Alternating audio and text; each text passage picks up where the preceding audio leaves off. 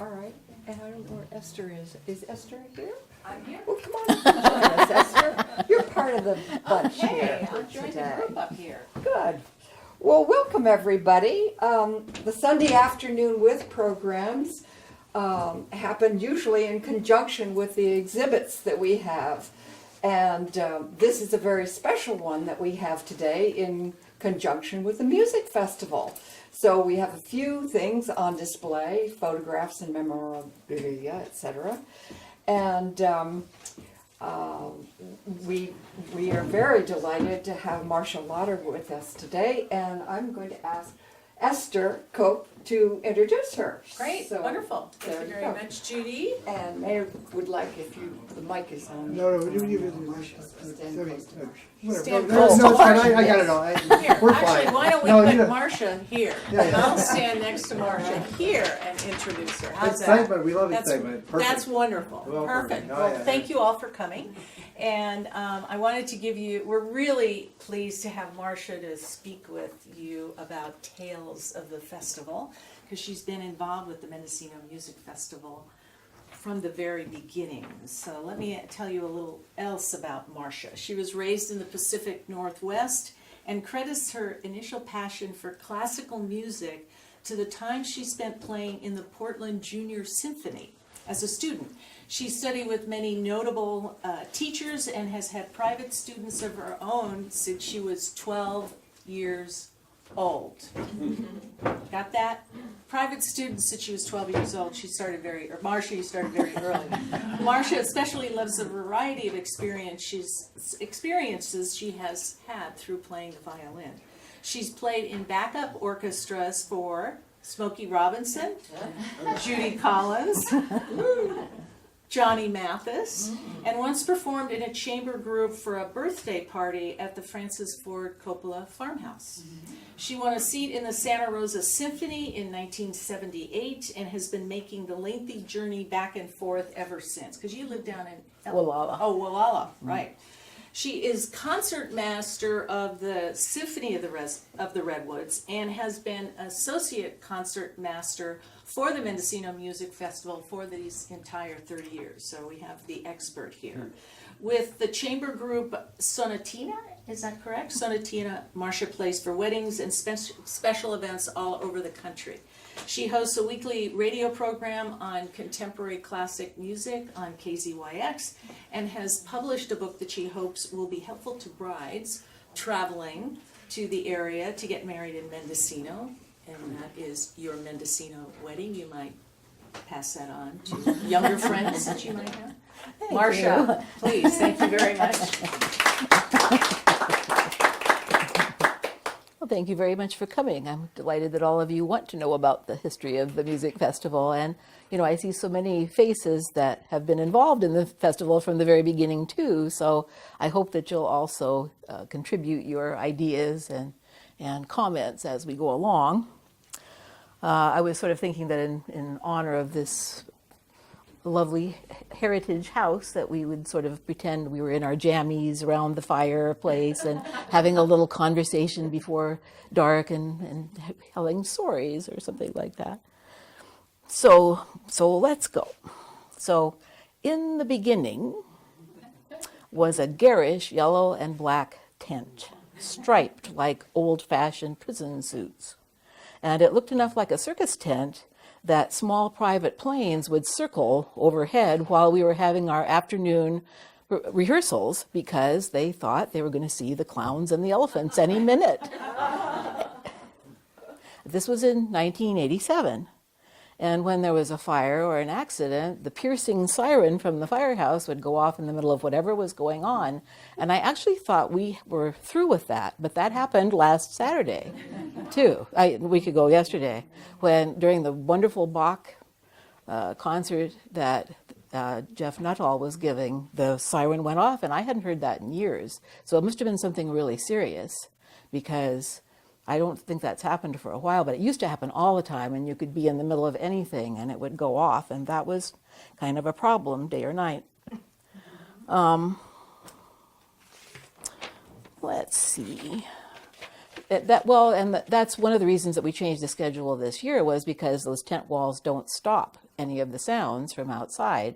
And I'm sure you've all experienced that in the concerts, that you hear the car alarms, you hear the motorcycles revving up, you hear anybody's laughter or raucous conversations and amplified music from any place that might be having it. And we know that we just have to be patient and flexible, but we also decided that we could never win that battle, that the noise was always going to be something greater than the music as far as the noise was concerned. And it wasn't fair to the soloists either, that the soloists can't compete with car horns and things in the middle of their wonderful concerto. And so that's why we've changed not having Saturday night performances so much. We're laughing at the pictures behind you. Maybe we should pause them so we can focus on you. Oh, it's okay. There you guys are. There now. But the B minor mass is still going to be on Saturday night, so we'll see how well that works out. And many people have requested the earlier starting times, and so it'll be interesting for everyone to see how they like that too, especially the 6 o'clock hour on Sunday night. The addition of the lighted boardwalk is another thing that's been done to help people, and I'm sure that makes a difference for me. And with the earlier hours starting of the concerts, it's also a little bit light when we get through, so that's also an advantage. It's amazing that in the very first year of the festival, there were 8 concerts altogether, and they were all classical. There were 4 orchestra and 4 chamber music. The budget was $75,000, and the festival made a $7,000 profit. A labor of love. Well, that's true. A lot of things were not paid for, probably, and that's a very good point. And then the jazz and world music acts were added for more variety later on, and now we try to break even every year on the budget and try to be careful with how much is spent for acts and also on the music that we have to rent. And that's one of the main reasons we don't have more contemporary music like Gershwin, even, or Copland, because those things are really expensive to rent the parts. It might be $1,000 just for something that takes 10 minutes or something to play, and so it's just not worth it. And you think of all those things as being really old, but they're not in the public domain yet. And if they're oh, okay, too distracting. How long is it public domain? Well, I thought it was about 100 years, but it doesn't automatically happen. If, like Shostakovich or somebody, if their family owns the rights to that music, it doesn't ever necessarily go into the public domain, is my understanding. So it's, sheet music, it still has to be either purchased or rented for everybody that's playing in the orchestra. But it doesn't, you don't have to pay that kind of money. It might be $40 to rent all the parts for a Beethoven or something like that. And so that's not nearly as much. One of the truly unique aspects of the music festival from the very beginning was the involvement of local musicians, including several that we have here with us today. As far as I know, there's no other festival that's ever tried to do that. And it was really a unique concept. And you can understand why, because you have all these professional musicians and they don't want to sit next to somebody that isn't as good as they are. And they're always looking at each other to see what they aren't doing quite right and to be critical and, all that. It's just the nature of the game. And so, it can be a little bit touchy to put the two together. And one failure of the system we had at the beginning was that the professional people were not always told that this was the system we had. And so there were some hard feelings at the very beginning. But it was something that really made a huge difference in our local symphony, as you can imagine, having the local people all sitting with these great players. And that was the idea. It was supposed to be a mentorship, and, so that's worked better for some than for others. But it was a training situation that both Alan and Walter, who started the festival, took very seriously.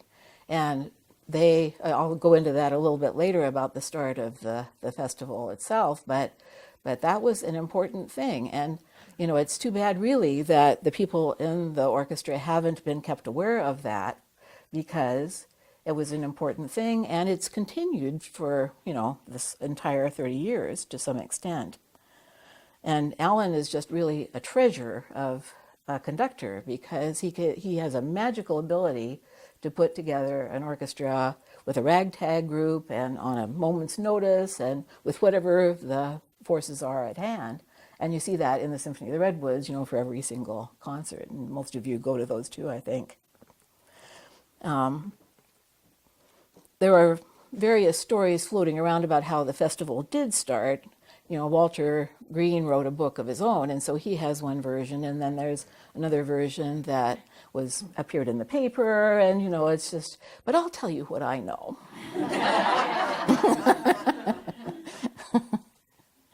In the early 1980s, Tyler Lincoln and his mother Ruth L., along with local cellist Marcia Sloan, started the Symphony of the Redwoods. Tyler was a gifted pianist, and he wanted to try doing some piano competitions. And he wanted a group to practice with while he worked on his concertos. So it was a very ragtag group with some serious musicians and a few people that were barely more than beginners. I'm sure you can all remember that. And the second piano concerto that Tyler did with this group was the second Brahms piano concerto, a giant piece he couldn't conduct from the piano, so he needed to find a conductor to do this in his place. So Walter Green had just retired from the San Francisco Symphony from years of playing bassoon, and he moved to Elk, and he was even playing in the Symphony of the Redwoods as long as he didn't have to come to any rehearsals. And through friends, he found Alan Pollock to conduct for Tyler while he played this piano concerto. And once the orchestra had a taste of Alan's musical expertise and genius in putting things together, there was no going back. That we really chose Alan over Tyler at that time, but Tyler also wanted to go back to school. He went to UBC and got his master's degree in performance piano. And so the local symphony as a whole was really awful at that time, really, really terrible. And Alan and Walter were trying to think of how they could train the local people because it was too far for them to go to San Francisco to take lessons or whatever. And then they had this bright idea. What if they had a summer music festival? So you see how this all fits in? Walter could invite his Bay Area friends, and they could provide training and mentorships for the local players, as well as cultural enrichment for the community. And in order to make that work better, the local players met with Walter weeks before the festival to work on the music before the pros ever showed up. And back then, there were maybe 30 or so, wouldn't you say, people that got together for these rehearsals. And they also took part in the festival. It was about maybe a third or maybe more than that of the total orchestra was local people at the beginning. And now it's down to about a dozen. And the rehearsals then were demanding and intense. And no one had any illusions about what an enormous gap there was between local skills and the people who were coming in. And so everybody had to come to all the rehearsals and they had to be on time and prepared or they couldn't participate in the festival. So it was a serious thing. And everybody learned a lot from that experience and also probably from Walter's rehearsals, but they weren't always the most pleasant in the world because he would always, yell at people, and he thought if you didn't yell at people that they wouldn't pay attention and wouldn't take it seriously. So that's kind of what he did. There are still some people here, not in this room, but in the community who confuse the orchestra of the Symphony of the Redwoods and the festival. And that's partially because some people do play in both. But let me tell you just a little bit about the musicians who travel up here to play in the festival, the 3 orchestra concerts and the opera that the festival has every year. The principal players, meaning the leaders of each section, the first violin, the first viola, the first flute, oboe, clarinet, whatever, mostly play in full-time orchestras and make a good living doing that. And they teach usually besides, but they usually play in like the San Francisco Symphony or the ballet or the opera. And they don't have to play in a lot of different orchestras in order to make a living. And they could play in any orchestra in the world. We're very lucky to have these people come and mentor us and provide their expertise.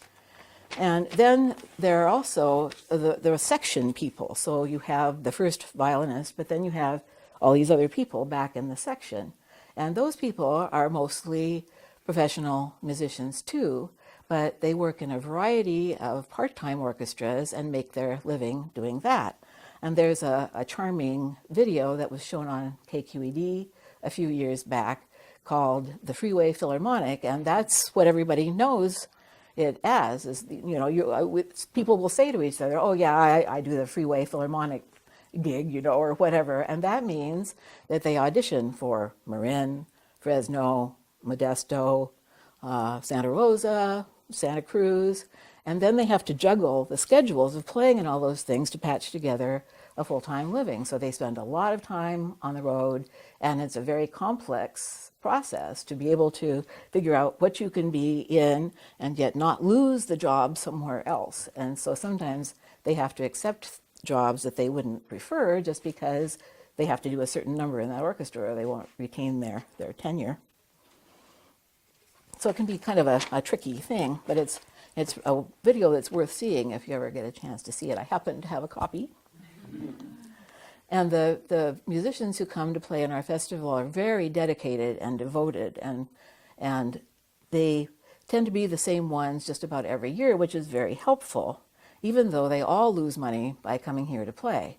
We don't pay them all that much, and if they stayed home, they would have all the students and all the different, you know, the shows and all the different things they play. So one of the things we need to appreciate about them is how dedicated they are and that they're willing to do it in spite of the fact that they lose money by doing it. And they love it too, or they wouldn't do it, of course. When everybody shows up for the first rehearsal in the tent, it's like a big family reunion, seeing all these wonderful musicians you might not see anywhere else during the year. You might not know that it was even the musicians, led by Principal Bassoon Carolyn Lockhart, who organized the campaign to buy the tent. And then, so we wouldn't have to rent it every year. And she had seen that the San Jose Symphony, when it folded, had bought their library. And that's how they did it, was by having the musicians all, you know, it was sort of like you get on these fundraising campaigns online now. It was sort of the same idea that you get everybody you know to contribute a little bit, and it really adds up over time. One of the biggest changes since the beginning is that as 30 years have passed, all of us are 30 years older. And one of the main things that makes a difference about is that at the beginning, almost everybody was young families with children. Oh, we paused your beautiful photographs so that because they were so wonderful, they were distracting from the top. But thank you. Susan's still holding forth. I know. When did they plan it, though? I know. I thought that was too bad too.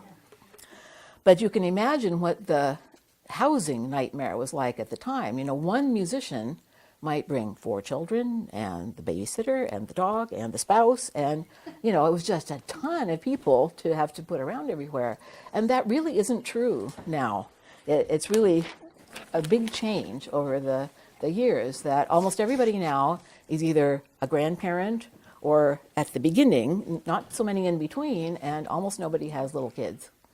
So, but it was fun for the kids at the time because there were so many of them, and somebody was telling me the other day that the babysitter taught them a lot of bad language. That they had the bassoon player's son, who was maybe an older teenager or something, was the babysitter one year, and they said that the kids came home and, oh dear, this was not so good.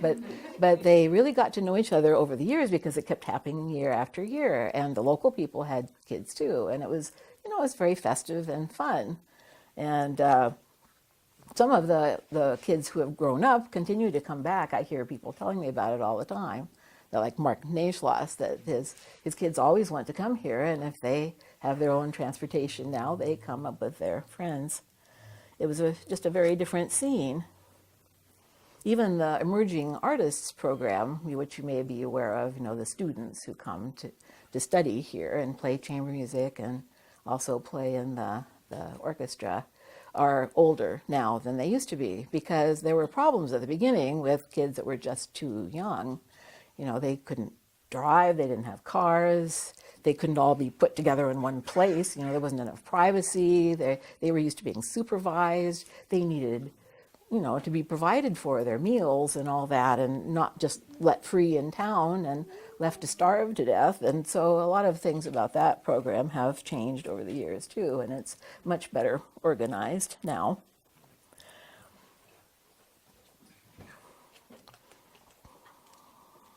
And by the way, you should go to see their program on Friday night. They give a chamber concert at Preston Hall at 4 o'clock, and that's really worth seeing because the kids these days are phenomenal. They really do a wonderful job. And just a few words about concertmasters. You know who the concertmaster is. That's the person who walks in separately and tunes the orchestra and leads the violins and gives the A for the oboe and so on. And the concertmaster might have big solo parts in a piece and is responsible for relaying the conductor's wishes to everybody else in the orchestra. Concertmaster sets the bowing markings for all the string parts so that the music will sound the way the conductor has in mind, and also the composer, of course, following the intentions of the piece. And you want all the bows in the orchestra to be going the same way at the same time. So and it also sounds differently if you don't do that. There were conductors in the past sometimes who, on purpose, had the bows going different ways at the same time so that it wouldn't make such a definite downbeat or have such a strong sound when they all did it at the same way. But no two concertmasters agree on what those bowings should be. And so every time you get this rental music in the mail, you have to erase all the parts, and the concertmaster decides what bowings he's going to use for that piece, and then the librarian has to transfer all those marks into the music so that everybody has the same thing, erasing what it might have been before. And sometimes the music gets pretty worn out over time and hard to read because it's been changed so many times. And we used to rent our sheet music from the Santa Rosa Symphony, but they said we made too many changes, so they're not willing to let us rent it anymore.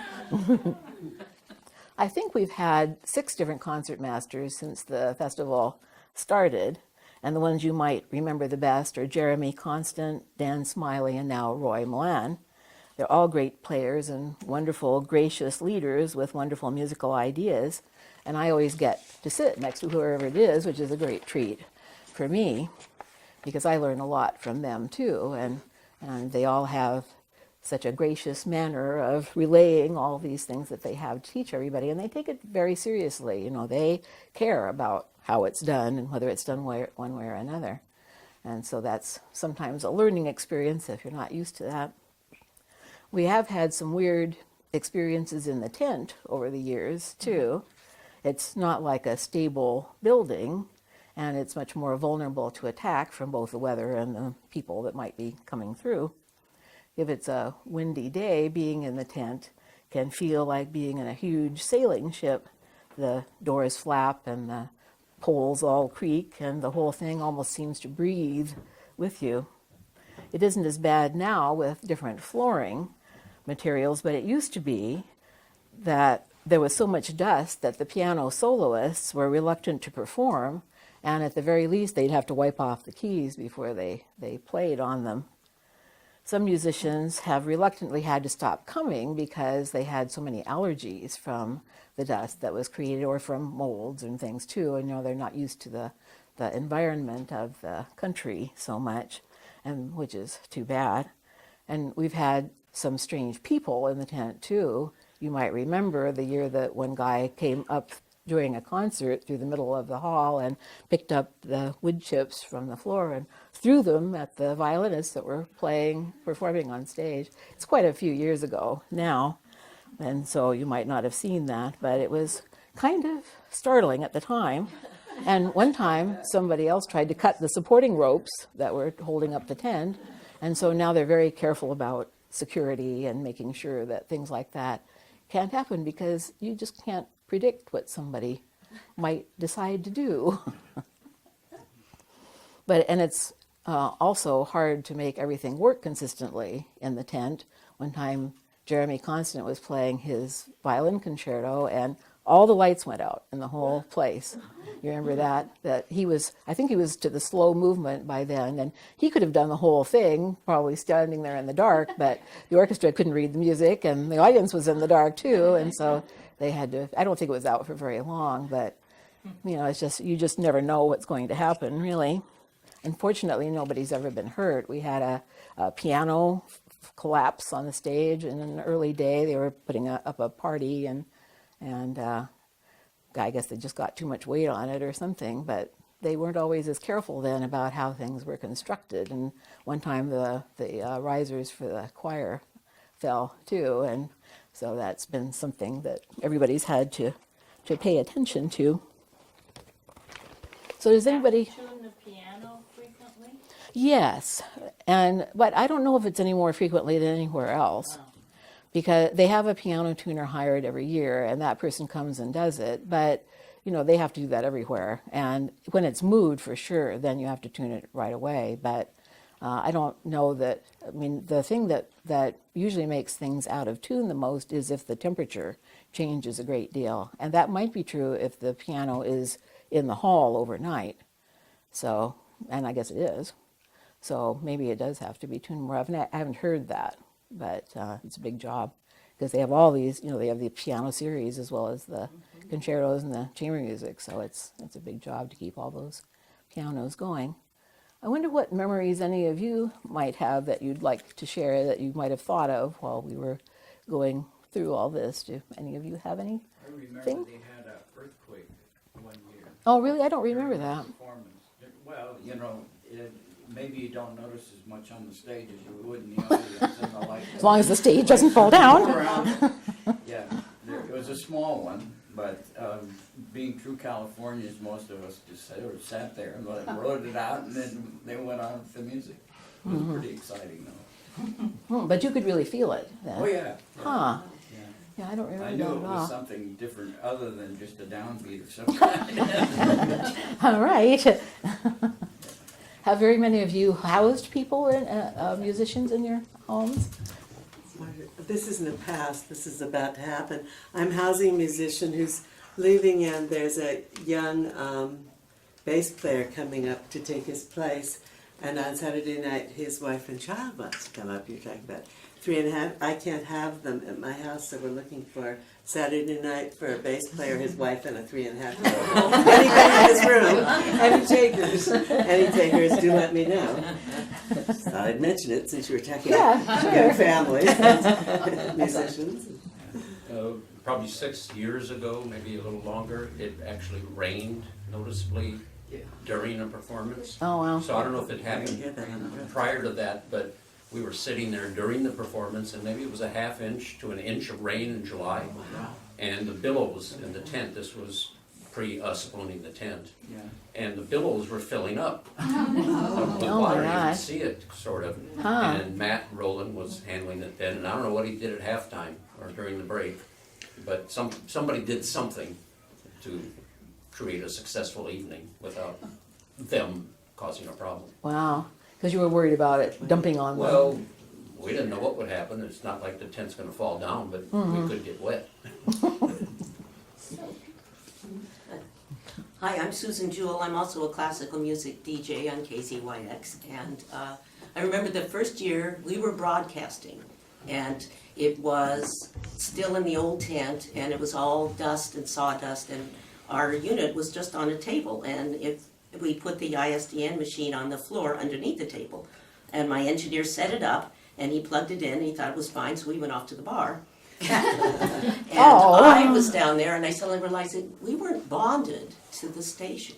And so I'm down on my hands and knees under the table doing all the things I can think of. And it's 5 minutes to 8, it's 4 minutes to 8, starting at 8. And I suddenly thought, there's a second phone number. I don't know what it is, but I think I know how to get to it. So I'm, little engineer that I am, and push the button. Wow, that's very Connect. impressive. I can't do any of that. So I start to, sit up and a quick bonk on the, So I crawl out, and I'm standing up there, and I'm all full of dust and sawdust and dirt, and I'm sneezing, and I suddenly realize it's 8 o'clock, so I pick up the microphone. I didn't have time to sit down. Good evening, ladies.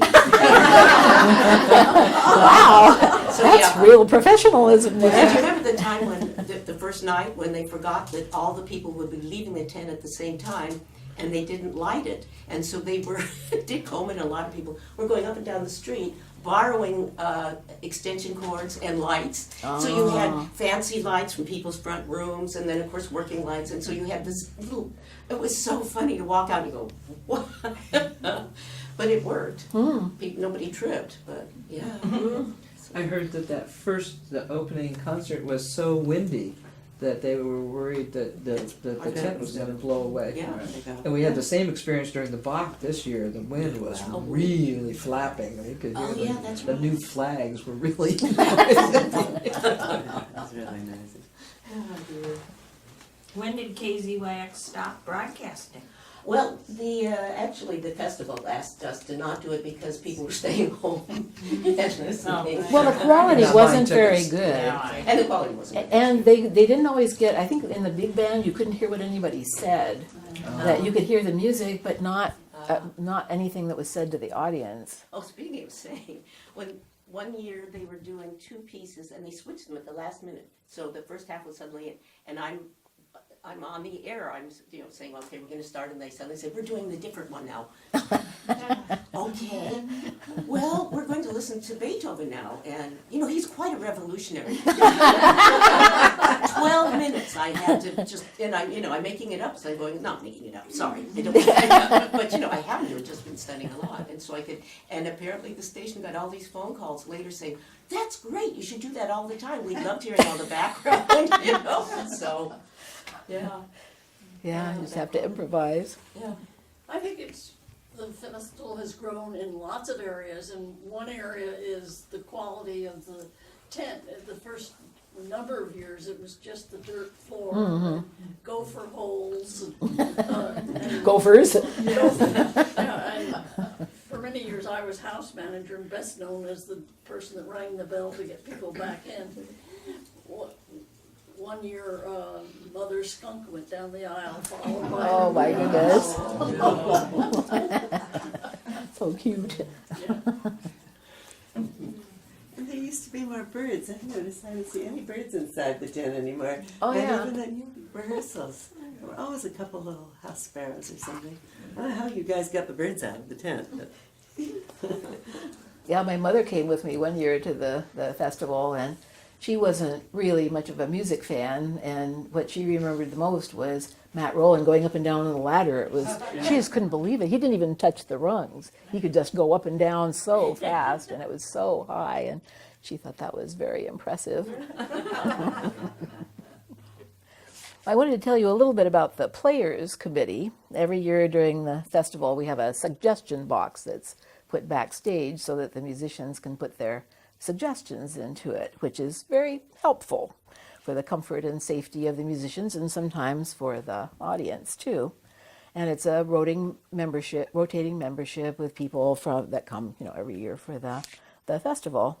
And they meet as a committee with Alan during the wintertime to go over whatever the suggestions are to see what could be done about them.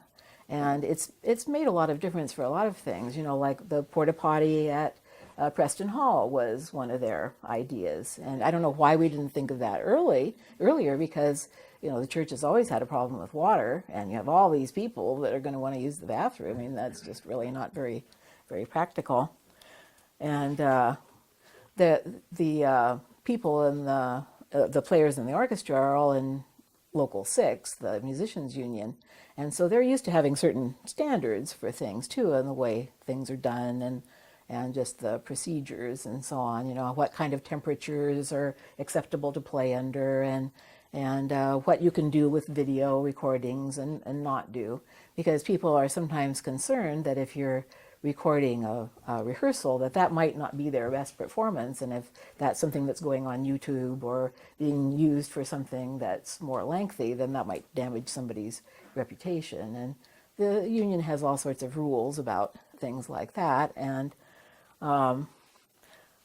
also about lighting, and it used to be that we would just start, the tent was very seldom ready when we were starting our rehearsals. So that meant then that the crew would be putting up their huge ladders in the middle of the orchestra anytime we took a break, and sometimes people would leave their equipment and their instruments and things like that, and that was dangerous for the instruments and sometimes dangerous for people if they, somebody would say, oh, that light's in my eye, so they'd put up a big ladder and climb up right in the middle of everybody, but they didn't think that was really such a good idea, that you'd have to wait till later.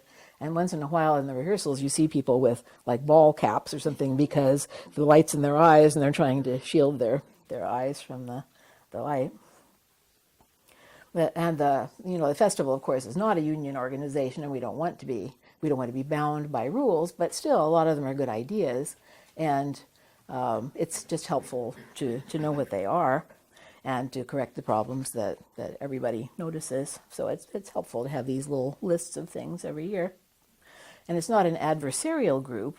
And again, it was the main group that headed the campaign to buy the tent with Carolyn Lockhart that the Players Committee kind of organized that through all the musicians, and it was very helpful. Who puts up the tent now? Nick Reed does, and he was always Matt's assistant, right? I think that's right. And so he had always done it and knew how to do it, and especially with that particular tent. And it's stored in parts, I believe, during the year. And was there a cleaning crew this year? Yes, they did do some cleaning before they put it up. Mm-hmm. I remember back in the day helping Bob Wynn put the tent up. Oh, really? I don't know what year that must have been. Oh my gosh. I'm one of those festival kids. When the festival started and my mom was playing, and I think I was 13 the first year I got to play with the festival. Maybe. I don't remember how young I was, but then when the scholarship program, as it was then called, started, I got to be a scholarship student and all that. You were a local learner? Yeah. And then I came back from college in the summer and got to play, and came my first year of med school, I got to come back, and then after that it's time to be an adult, I guess, and work. That was a wonderful program. The way to really learn from these, what an amazing experience to play next to professionals who are, like you said, so just gracious, open and really interested in what's going on with you, and they really are here because they love this community and not. So what was that like to raise the tent? How did you actually go about we were doing just that? going to some place inland, I don't even remember what road, to go get the stuff. Oh. And I only remember because somehow the truck got stuck, and but anyway.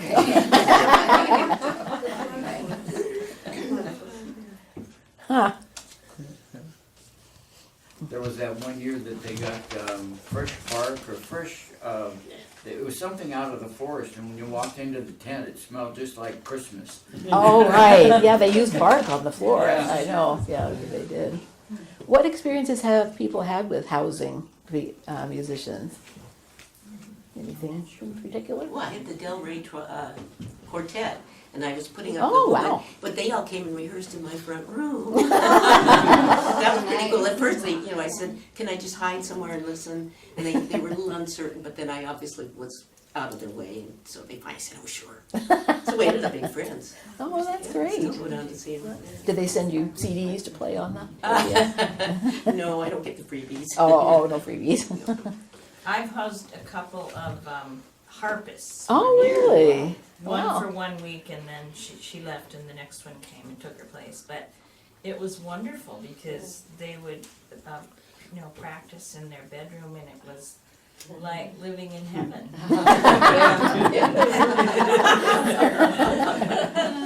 We house Marcia Lauder every year. We're astounded as to how little she has to practice. And if she does practice, she's not practicing that night's concert, she's practicing a thing in a week or something. Well, and I remember at your house, you used to have game nights, and everybody would come over to ride horses, and and that was partly because of all the kids that were involved in anything. It was these families that everybody got to know, and it was really a lot of fun. We housed an opera singer last year. We had just bought the house and didn't realize that there's a gigantic redwood tree sewer system problem going on. So they had to be instructed to not use the septic system until we figured it out what was going on. Anyway.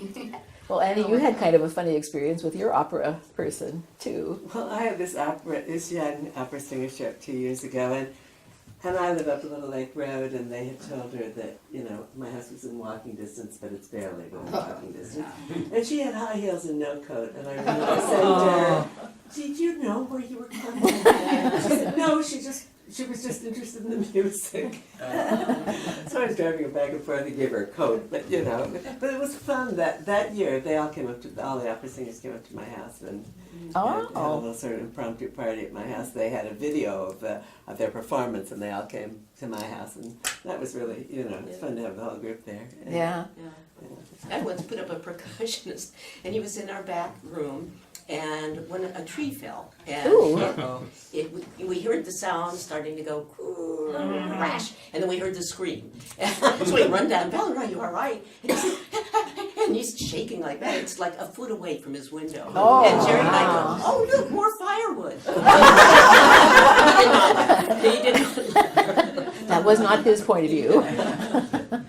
I heard a nice story that was shared by the fellow that played trombone here for the Scotch tasting Don. I think he's second trombone, and he's been coming for quite a few years. And the first person that he stayed with, they developed a friendship. So he's been somewhat similar, coming back to the same place, and so he had a nice little friendship, story to share. Mm-hmm.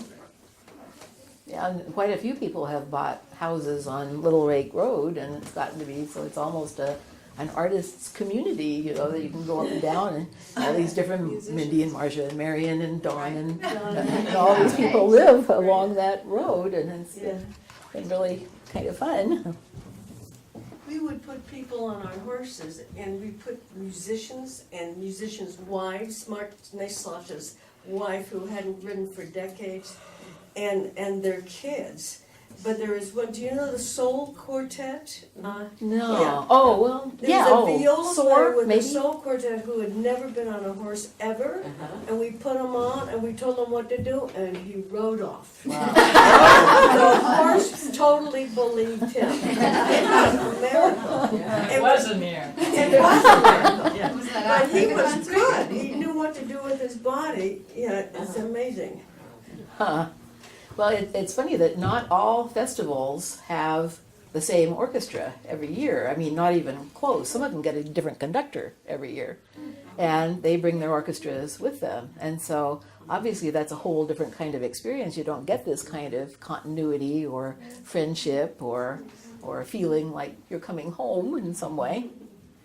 It really works well for the collaboration. And I didn't mean to make fun of the stage crew either. I mean, they work really hard, and we have a great deal of respect for them.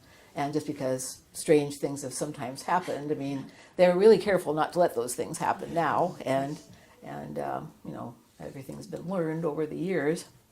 There's one thing about Walter Green. I guess he associated white tents with hospitals and war. Oh, And so I he didn't know wanted the that. striped-colored tents, and he really didn't want a white tent, but they didn't have big enough non-white tents, so he had to. And my guess is that's why they always have all these flags all over the place. They used to slap you in the face so to distract from the whiteness of the tent and its associations. I didn't know that. Yeah, I think he isn't given nearly enough credit, because I think a lot of the festival is definitely his idea. How many years has he not been part of it? How long's it been? Since he died. Well, right, that's my question, is when did he die? Does anyone remember? I don't know when that was. I think he wasn't totally involved towards the very end either, right? They Yeah. didn't play, but he was involved. Yeah. The last time he did a concert for the festival, it was a 4-bassoon concert of all the most ridiculous things, and he had Larry, the big guy, Oh, right. with him, next to him, Uh-huh. and Walter blew the hard part in this quartet, and he just couldn't get it out. And it went on, and during a quiet spot in it, Larry put his hand on Walter's shoulder and basically said, it's okay. But that's the last time I ever saw him perform. Yeah. Wasn't it the year the final symphony was Beethoven 9? Oh, yeah. maybe. I think You might Alan remember that, chose but I don't keep track of one year from another. They all blend together after such a long time. But he was very much valued, and he used to go out in the audience when we were doing rehearsals and listen to see what the sound was and the balance and things like that. And I also want to give kudos to the board of directors. I think they're really amazing and hardworking, and also to the office staff headed by Barbara Faulkner, who's the executive director now. All these people work really hard, and the stage crew. And some people have sometimes criticized Alan for having kind of a dynasty or something, that he and Susan and Julian do a lot of things during the festival, but as far as we're concerned, we're taking advantage of them. It's almost free labor. I mean, Alan works 24 hours a day, 7 days a week, 365 days a year on the festival, and I bet he doesn't make $1 an hour, probably. I don't know if he's ever figured out what it was, but I guess that'd be pretty hard to do. I don't encourage that. No.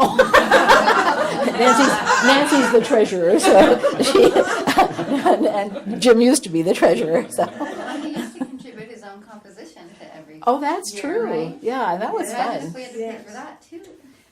That's true. We probably Speaking of didn't pay him music. anything for that composition. Yeah, that's really true. And that really brings me to the main message that I wanted to bring to you today, is just thank you. Thank you to the community for supporting the festival for all these years, and for enabling this wonderful thing to happen all this time. It's certainly not something to take for granted in such a small place where there aren't very many people to pay for things, and not very much money to go around. And it's just a miracle that it continues to happen every single year in such a tiny community. And so that's all I had to say today. Speaking of But Pollocks, they're getting older like all of us. yeah. Is there some plan to keep this thing going?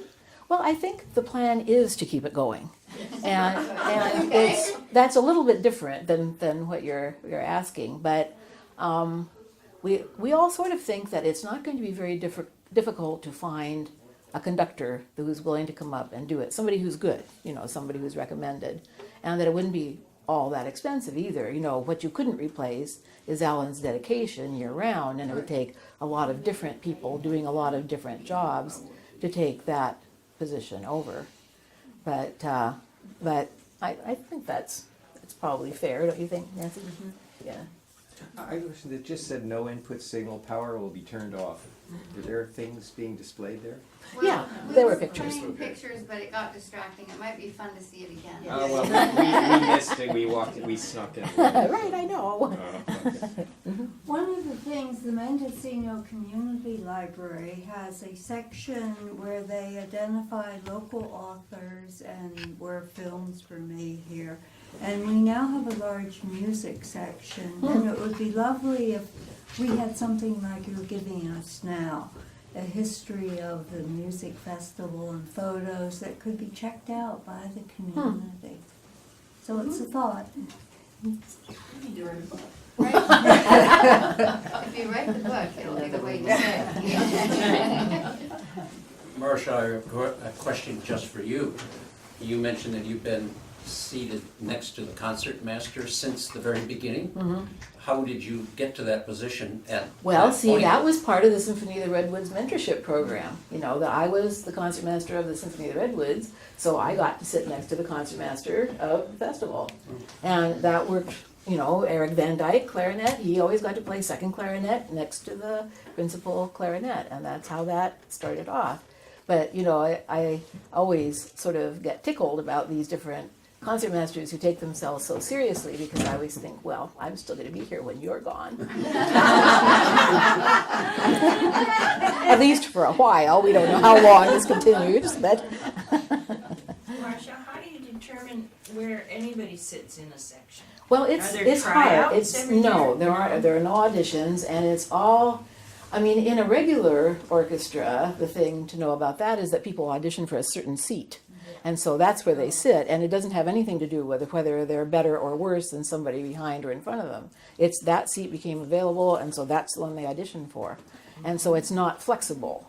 But in this orchestra, it's kind of word of mouth, and nobody is supposed to take that seriously about where they're sitting. You might have some of the best players sitting in the back, mostly, I guess, because maybe they're more recent.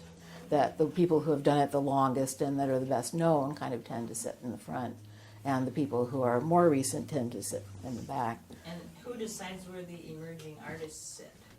Well, they pretty much always just sit in the back because they don't necessarily come to all the rehearsals of the orchestra, and they don't play in everything, and they rotate too. I think there's usually one in the first violins and a couple in the seconds. Lorraine, is that right? You have 2 emerging artists in the seconds? I think there's 4. Oh, 4. And then, there's also cello and viola players However too. many you can squeeze in between the harp and the timpani. And you might notice that they have these big, clear music stand looking things too, especially around the timpani, and those are the sound shields. And that's so that the people who are sitting between the harp and the timpani don't get blasted out. So that's a recent addition, and Eric Kritz picks them up from the Santa Rosa Symphony every year and brings them up and then takes them back down, because we always have a 4th of July concert down there, so it's pretty handy to be able to pick them up at the same time. So if you can't get your scores from the Santa Rosa Symphony anymore, where are you getting? Well, there are companies that rent these things out, the big companies, and they'll sell them to you if you'd rather too. It just depends. But, I don't know how much the difference is. To buy a Haydn symphony or something probably isn't all that expensive, but you wouldn't necessarily want to do that same one a bunch of times, and you don't want a huge library. Usually it's less expensive and makes more sense just to rent whatever you're going to use. Actually, that's a question. Is it an honor system when you rent or buy music that, you just can't get one software copy, you have to get one for each individual Well, person? it's a legal requirement. Legal. Copyright laws, exactly. And that used to be true. I mean, I can't even remember what it was like to play music before we had Xeroxes.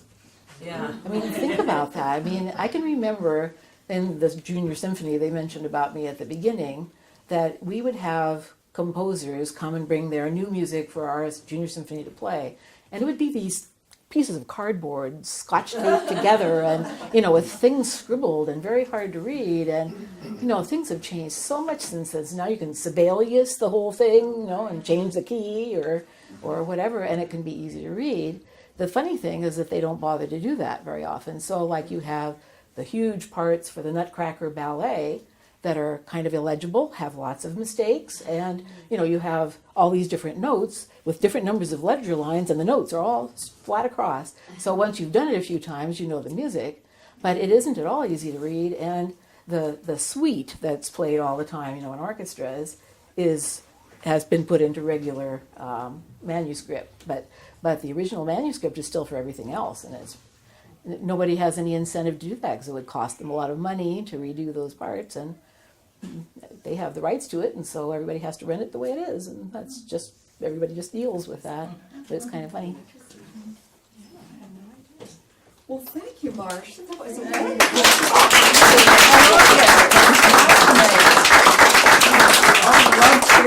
I loved hearing everything from having wood chips thrown at you to the babysitters who taught the musicians' kids bad swear words. Who knew? So thank you all for coming to Kelly House and participating. If you're not a member of the museum, we hope you'll consider joining. There are terrific benefits like a discount on our Sunday afternoon programs. Once a year we publish a historic review, a book that is given out as part of the membership. And then there are other various functions during the year for the membership, which are good fun. And our next program will be at the end of this month, the next Sunday review, or Sunday afternoon program, and it will be, again, about the hippies. Bruce Levine is coming back for our third go-round to talk about the hippies who came into town in the 60s. And then we will change our exhibit, and it will be called Farm to Table. and that's going to be about agriculture. And as yet, I don't know who the speakers will be on that topic. But thank you, Marcia, again. It was just wonderful, and thank you all. Mark, I have a question. I get it, so, but